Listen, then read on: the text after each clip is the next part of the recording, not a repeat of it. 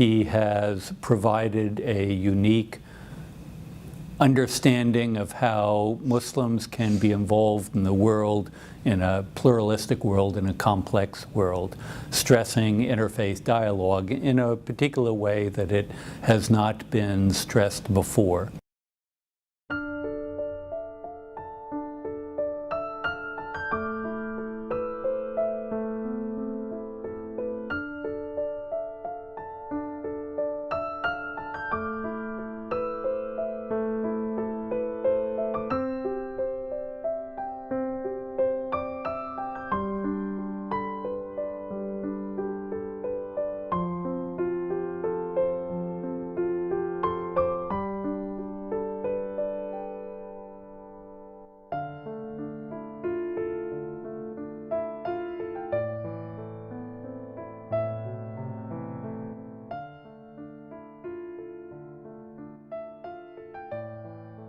My name is Whitney Bodman. I teach comparative religion at Austin Presbyterian Theological Seminary in Austin, Texas.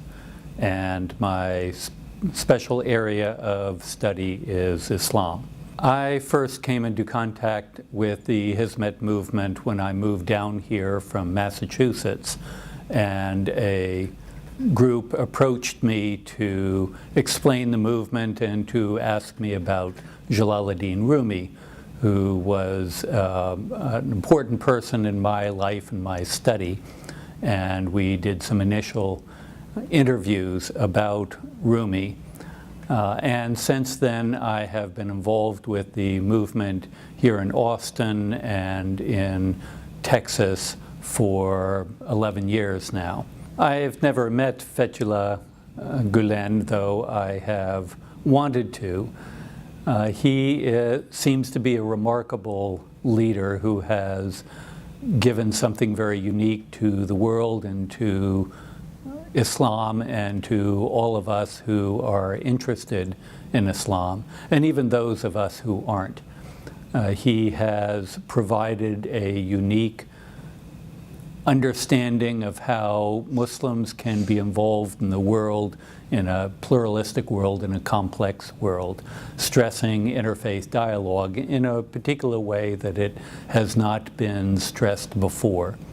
It is a relationship based on virtue. We know of the Islamic tradition, or I know of the Islamic tradition in terms of Islamic law and practice and a very specific guide for life. But that is there in the Hizmet'e movement. But what is there as prominently are certain basic virtues of how one acts in the world, how one treats other people, and how one conducts one's life. And those are very prominent, and that is something not unique, but unique in its expression, and it's important to the Hizmet'e movement. And that seems to be what he has taught us. I think Sheikh Gülen, I really like to refer to him as a sheikh because he is such an honorable person and such a leader, but he has contributed a movement that has gained such strength that its impact is felt everywhere. One of the fascinating things to me have been the schools worldwide.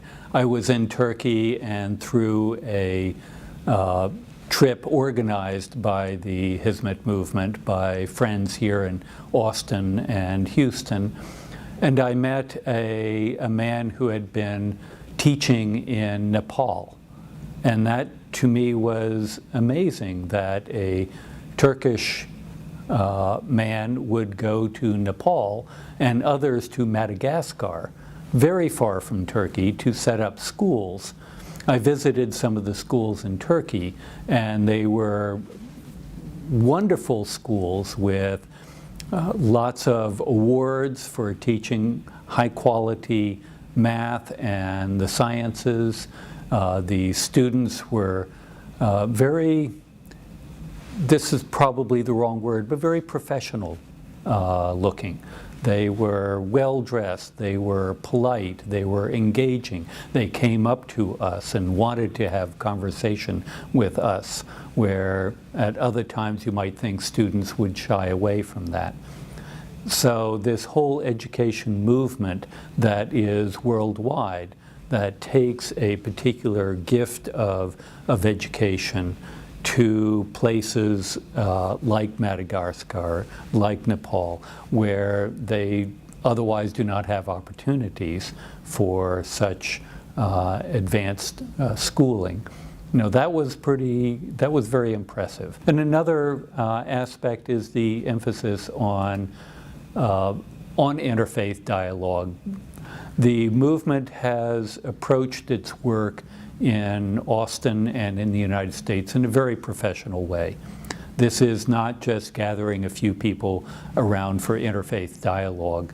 The movement has engaged leaders, political leaders, educational leaders, social leaders, and involved them in learning about Islam, but also in showing some interest in learning about Christianity. Sometimes in interfaith dialogue, you have mutual teaching.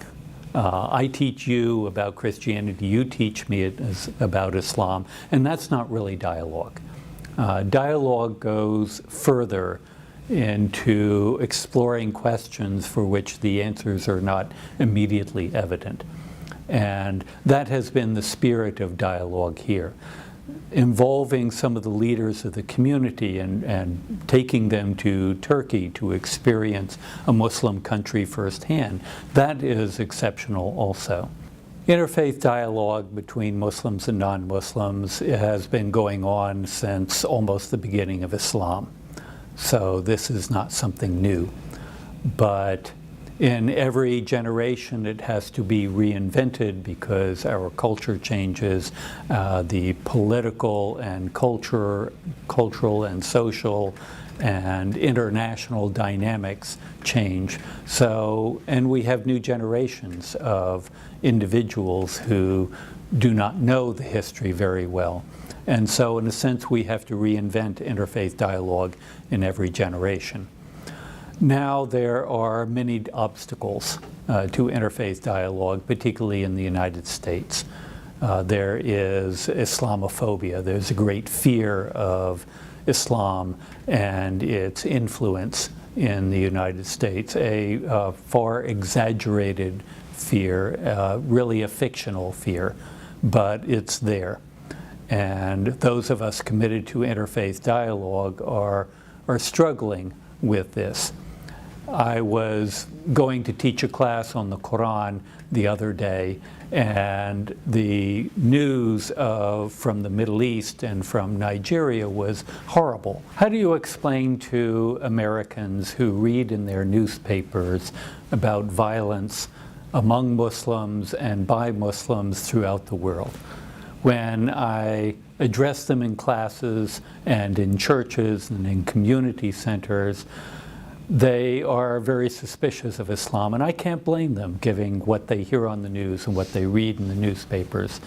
But I have to try to explain how a few people can make a whole tradition look horrible. And that's a challenge. I am helped by Muslims who come along with me, but it's important that they hear it from me. Hizmet'e movement represents a particular combination of elements of Islam. It brings together an attention to Islamic practice, to a tradition that guides its followers in a very specific way of life that makes one conscious of every minute of the day that you are operating in a particular way, living in a particular way as a Muslim. It draws also from the mystical dimension, drawing particularly from Jalaluddin Rumi, 13th century mystic, founder of the Mevlevi order, but also Bediüzzaman Nursi, a modern mystic, a modern teacher a modern writer whose works are very inspiring, very wise. And with that dimension is combined with what I would call the pietist dimension, a dimension of Islam that takes its practice very seriously. But it also draws from the intellectual tradition, from an attention to the way Islam informs modern intellectual and academic pursuits in the way of science in particular. Some see science and religion as opposed to each other, but in the Hizmet'e movement, those have been brought together. And I think another aspect is service, that bringing the pietist part, the mystical part, and the service aspect and the intellectual aspect is a fairly potent combination. The service aspect takes Muslims out of their own communities into the world, serving other communities that are not Muslim, but they are Christian, they are Buddhist, and they are animist, they are nothing perhaps.